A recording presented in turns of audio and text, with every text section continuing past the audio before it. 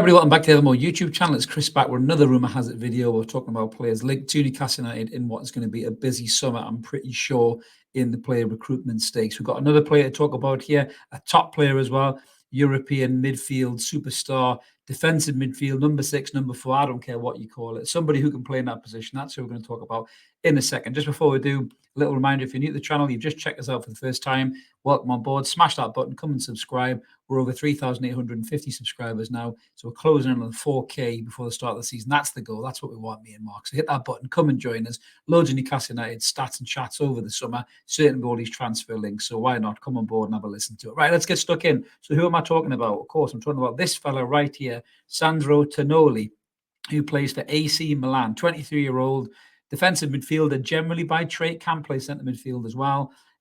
Has plenty of good attributes, certainly for a player in a key position that we need to cover. We've likened him to Bruno in the radar grid because you remember when we signed Bruno, technically was a defensive midfielder, but he ended up being just fucking mint and could play anywhere really. So to have somebody like Tonali to step in that number 6 role would probably be a really good idea. It would allow Bruno to maybe move a bit further forward and get involved in the attacking play. Possibly him and Tonali could pivot and interchange. Obviously, we have been linked to PIRLO as well, who can do that. So it'll be interesting to see which one of these deals does come off, if any.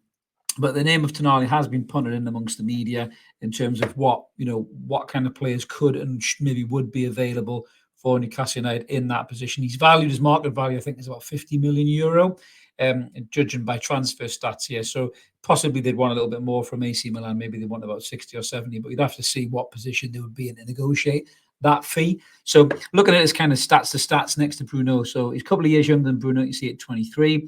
He's played 48 games this season, so good fitness record there. 44 of those games have been 90 minutes as well, which is great. He's had 2 goals and 9 assists from deep line midfield, which is pretty good. Passes, he's just under 50 games, so he's quite comparable with Bruno. 75% passing completion, so slightly behind Bruno in that regard. Progressive passes, 4.76. So less progressive passing than Bruno, which again proves my point. Bruno's better further up the park. Key passes, though, he's over 2 key passes a game. Passes in the attacking third, 3.56. So again, slightly behind Bruno. Tackles, funnily enough, he's actually behind Bruno. That shows you how much Bruno gets stuck in. We almost need 2 Bruno Guimarães, but sadly, we can't have 2. Thank God we'll have 1. It would be great to have 2.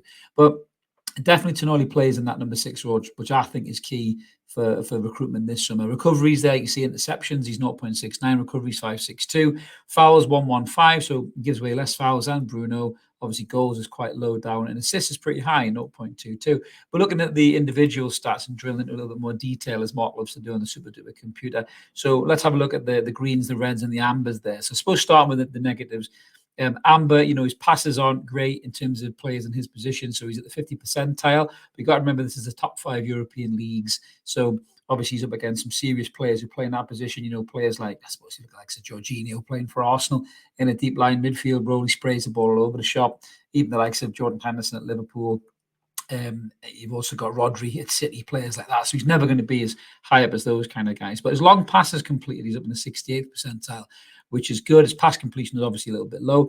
Short pass completion, again, is a little bit low. But if you look at his through balls and his key passing are really, really high as well. His progressive passes are a little bit on the low side with the amber, but passes into the area is up in the 61 percentile. Shot creation chances 75. Goal creation chances obviously 84. Expected assists, he's up in the 84 percentile. And assists for a defensive midfielder is very good, 92 percentile. Goals, he's quite low, but you don't particularly expect goals from your defensive midfielder. Tackles, he's a little bit low in that regard for the amber. But his tackles in the defensive third, he's a bit more higher up there, he's in the 68th percentile. His tackling in the midfield third is quite low, and his interceptions and blocks are quite low as well. So that's a little bit of a concern if you're looking at defensive midfielder. Would the Premier League be possibly too fast-paced for him? That would be my concern, I think, when you're looking at this lad as a player. But let us know what you guys think in the comments below, whether you agree or disagree with me on that one. But there's no doubt we need that number 6 position filled. I'm not saying number 4 anymore, PK. Get with the times, it's number 6. So number 6 position to be filled. We do need it. This lad could definitely be the lad to fill that position. In terms of his 48 games that he played 37 of them as defensive midfielder, and he got 1 goal and 7 assists from that position. So he does have ability. There's no doubt about that.